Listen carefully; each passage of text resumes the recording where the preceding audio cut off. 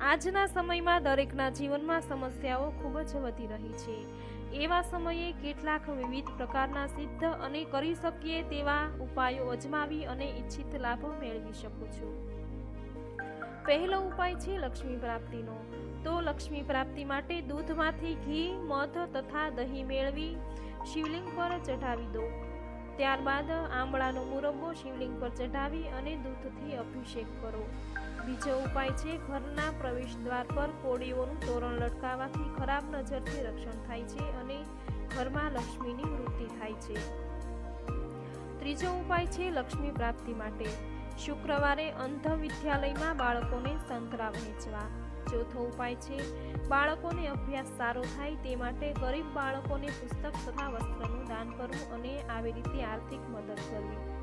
પાંચમો ઉપાય છે બાળક બીમાર રહેતું હોય કે અચાનક રડ્યા કરતું હોય તો બાજરીનો લોટ ગોળ અને હાંડીમાં ભરો। સંધ્યાકાળે એ હાંડીને બાળકના માથા પરથી 7 વખત ઉતારી 4 રસ્તા પર મૂકી આવો।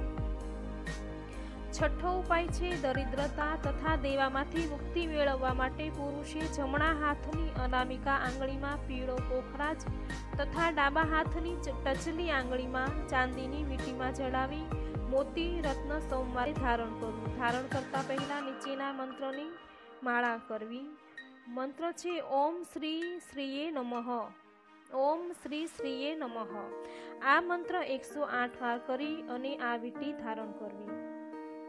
સાતમો મંત્ર છે શ્રીધ વિવાહ માટે પોખરાજ રત્નને સોનાની વીંટીમાં જડાવી વીંટી તર્જની આંગળીમાં ગુરુવારે ધારણ કરવી અથવા ફિરોજા રત્નને ચાંદીમાં વીંટીમાં જડાવી શુક્રવારે જમણા હાથની આંગળીમાં ધારણ કરવી।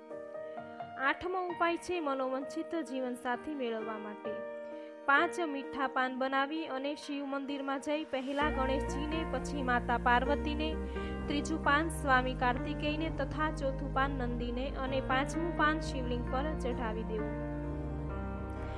નવમો ઉપાય છે મનોવંચિત નોકરી કે કામ મેળવવા ટ્રાન્સફર માટે સૂર્ય દેવતાને ત્રાંબાના લોટામાં જળ ભરી અને 22 દિવસ સુધી સતત અધર્ય આપવું। આ જળમાં 22 લાલ મરચાના બીજ જરૂર નાખવા। તેમજ 10મો ઉપાય છે માંગલિક દોષ દૂર કરવા માટે ગણેશજીનું નિયમિત પૂજન કરવું। તેના પ્રભાવે આર્થિક સંપન્નતા મળે છે અને વિદ્યા પ્રાપ્તિ પણ થાય છે। 11મો ઉપાય છે મંગળ દોષમાં રાહત મેળવવા માટે દર મંગળવારે વડના વૃક્ષને મીઠું દૂધ સિંચવું। ત્યારબાદ ભીની થયેલી માટીનું કપાળ પર તિલક કરવું। 12મો ઉપાય છે કોર્ટ કચેરીની બાબતમાં જીત મેળવવા માટે ઈશાન ખૂણામાં મંદિર રાખી અને મહત્વની ફાઇલો ત્યાં રાખો। જો તમે સાચા હશો તો નિર્ણય તમારા પક્ષમાં જ આવશે। 13મો ઉપાય છે શત્રુતાને મિત્રતામાં બદલવું। તે માટે શનિવારે ભોજપત્ર પર લાલ ચંદનથી ક્ષત્રનું નામ લખી મધને શીશીમાં ડુબાડી રાખવું। 21 દિવસ પછી શીશીને વહેતા જળમાં વહાવી દેવી। આ પ્રયોગના પ્રભાવે શત્રુની કનડગત ઓછી થશે અને તમારું અહિત ના કરી શકે।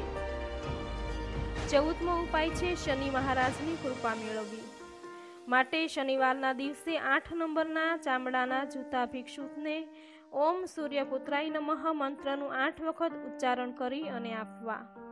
15મો ઉપાય છે શનિને કોઈ પણ પ્રકારનો દોષ દૂર કરવા માટે અડદની દાળના 4 વડા શનિવારે પ્રાતઃકાળે માથા પરથી ઉલટા ફેરવી કાગડાઓને નાખી દો। આવું સતત 7 શનિવાર સુધી કરવું। તો મિત્રો આ માહિતી તમને કેવી લાગી છે તે કોમેન્ટ બોક્સમાં જરૂર લખજો। વિડીયોને લાઈક કરજો અને આ ચેનલ હજુ સુધી સબસ્ક્રાઈબ નથી કરી તો જલ્દીથી સબસ્ક્રાઈબ કરી દો। આ માહિતી તમારા મિત્રોને શેર જરૂર કરજો।